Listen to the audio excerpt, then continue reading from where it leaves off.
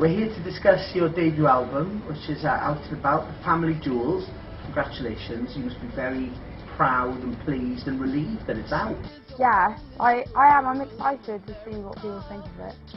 It's a fantastic album. Congratulations. Thank you very much. You must be very pleased, proud, and I guess nervous that the album is now going to be unleashed on the whole wide world. Yes, I am nervous because now I'm like, drat, I've exposed everything about myself. Why was I so open? So, it's not, I'm not nervous in a sense of will it do well or not, because the thing is I've done it now. I've created an album that I wanted to create many moons ago, and it's out of my control. But I am very frightened that people will know who I am now. If you had to use like one word to describe the Family Jewels, and you must have thought about this, what would it be? I would say it's an experimental pop album which is inspired by modern values, by society. Some of it is social commentary, and most of it is about my own experiences as a female in pop music, and about experiences in life in general. Wow, more than one word, but I like the description very much. I mean, sorry, I don't do one word. No, obviously, no, that's a good thing for an interview. It'd be very boring if you were monosyllabic. Yeah. You'd be getting nowhere. We are going to discuss every track on the Family Jewels in depth, Marina. I want you to take on everything, so people will be hearing them and kind of getting to terms with them and thinking what the lyrics and the songs' meaning are themselves. But we want your take on every track as well, because you wrote them. We're going to start with Are You Satisfied? Which, to open up an album, I think it's quite a brave move as well, because it questions everything, doesn't it? Are You Satisfied? Yes, well, I decided to have it as my first song on my album because it gives insight into why I decided to do this whole thing, and it's because I never feel satisfied or that happy, or I didn't at the time, and I was interested in why I wanted to do this, because I love music and I want to be a great singer and musician and performer, because I feel like it's my calling and that it's natural to me. But as I said before, you don't just wake up wanting to be famous. And even though I critique celebrity culture a lot, and it's what is one of the main themes in my album lyrically, I'm interested in why I am drawn to it and why I wanted to get into this business if I'm so against it. It's that theme of escaping as well, isn't it? Isn't that what the X Factor and all those talent shows do as well, though? Is that kind of pluck people out from their mundane everyday existence and make them famous? But what you have always been after is something totally different to that, isn't it? It's a more rewarding kind of thing. It's not just about fame, it's about being who you want to be without listening to the people who tell you, oh, you can't do this or you can't do that. You're the only person who truly knows what will make you happy in life, and I suppose this song is, its purpose is to challenge people or to give people courage to do what they want. Because do you want an average life? No, I don't. I never did, and hopefully I won't have one. So I suppose at the time I was living a very average life though, and I felt dissatisfied, and that's why the song came out. Sounds brilliant. Champagne, big stomping beat to it, and amazing production as well. Can you tell us a bit about that song? It's not your average Champagne, it's Champagne with an SH, isn't it? Yes, and it's the depressing side of getting drunk, right. The kind of obliteration side of having a good time. This was actually the first co-write that I ever did. I've done 4 co-writes on the album, and it was good to write a simpler pop song, because when I write on my own, the melodies are kind of all over the place. So it was good just to do something a little bit lighter, and this probably is my lightest track on a record. But yeah, it's just about insomnia really, and the joys of champagne. Obviously talking from experience there, have you had too many a good night out in the past And is that something that, you know, do you enjoy those nights out, or are they just there to be done again? Yes, I do, but I don't do them very often, and I feel I could probably be on my own in a room and not mind for about 2 weeks, and then I'd need to speak to someone. So I do like being on my own, but going out once in a while is fun. When you're talking about co-writing, how does that come about, and what's that experience like? Because obviously your songs are very personal and very private, so to go into a studio and write with somebody.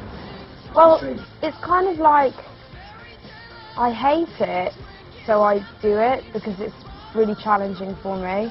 And as soon as I do it, I'm really pleased that I have, and I've had the pleasure of working with 3 great people. So it's good practice as a songwriter, and that's how I see it. And the people I work with are incredibly successful and experienced, and I think that I can learn a lot from them.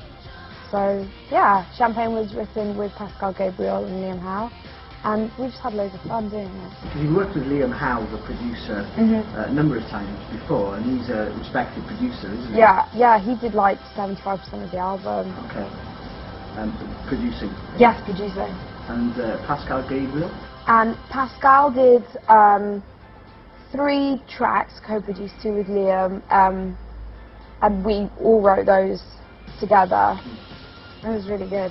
Does that take a long time, co-writing a track together? No, like if I'm writing a track on my own, it'll either take 10 minutes or at least 10 days. With them, it's like, put it down in about a day, 2 days. You've been acting awful tough lately, smoking a lot of cigarettes lately, but inside, it's just a little baby. Which leads us on to track number 3 on the Family Jewels, Marina. Track number 3, I Am Not a Robot, which of course the Diamonds, all your fans, used to. They're hearing you play it live over the years. So a lot of people, it's going to be a new song. Amazing video for this song as well. Thank you. I'm Not a Robot. Can you tell us a bit about this tune? On a very general level, it's about being numb or emotionally detached, and kind of, it's just a reaction to that, to feeling that way for a very long period of time. And again, I do think it's a song particularly aimed at my generation because of the way that modern life dictates our lifestyles, because, you know, technology is present in everyday life. We can't live without it, and I do feel that's really bad for human interaction. I feel like it's unhealthy, and I know it's a cliched way to state my opinions, but that's how I feel, and I don't like it at all. So. But you're one of the most prolific tweeters I know. Well, it's not that tweety. I used to be, yeah, I do. Sometimes it's like Marina's tweeting every 2 minutes, and then it'll be a month or so. Do you think it's that you back? That's just my personality. I'm really black and white. It's all or nothing, Hugh. So, yeah. For me though, my blog and Twitter are just a way to communicate with fans, and it's very, I feel really torn sometimes. Obviously, whether you should be doing it or not. Yeah, I do, every single day, and it's ridiculous. But is that song only about that? Because no. Or is it's about relationships in the past as well, right? Not really, no. It's just like how I feel. Hardly any of my songs are about love. I think about 2, Obsessions and Hermit the Frog, and that's it. It's not really that inspired by love yet. Some brilliant remixes done of I Am Not a Robot as well. Are they all chosen by yourself, you know, the remixes? Do you like them all? Is there one in particular that stands out? Yeah, I approve all of the remixes. I don't commission them, but I really have enjoyed some of them, particularly for Robot. One by Star Smith, one by The Aspirins for My Children. Oh yeah, that was good. Yeah, that was really good. And there was another by Clock Opera, so those are my 3 favourite ones. Do you dance around your bedroom to your own songs, or do they have to be remixes? I mean, do you know what I mean? Because the remixes proper, you know, beat them up, don't they? It's like proper danceability levels, right? Yeah, definitely. sound good. I don't dance around the bedroom, but I might have a bit of a foot dance. I Am Not a Robot, I've seen you been playing that live as well on stage. Is there a particular song or a few tracks maybe on the album that you enjoy playing more than others live? Robots, definitely. Mowgli's Road. Yeah. And Hollywood, probably now. Hollywood. Yeah. We'll come to Hollywood a little bit later on. Okay. It's one of the the big single, first single off the album that everybody knows. But the next track on the album is Girls. Girls picks up on a few things. You talk about kind of the image of females in that song. And is that something that you feel very strongly about? You know, this talk of, you know, never looking a day over 30 and you know, act like a woman but feel like a man, that kind of thing, think like a man. Yeah. Is that idea of kind of different sexes? It's strange because I don't feel that passionate about the song anymore because I'm past those issues. However, I think it's a really relevant song for me, and I think it's the only one of my songs that's a very on-trend song because it's basically social commentary, and it's about the attitudes of women towards other women, and how we complain about, you know, equality and sexism when really women are like the female chauvinist pigs more than men are male chauvinist pigs, in my experience anyway. And I just, at the time, I really was getting sick of how the media just picked apart female celebrities, and I thought it's really sad and unhealthy, and not contributing anything positive towards the world. And I suppose it's kind of a call to arms for other females to stick together a bit, because no one wants to be a feminist anymore, because it's sad, and I'm against that. Why wouldn't I want to be a feminist?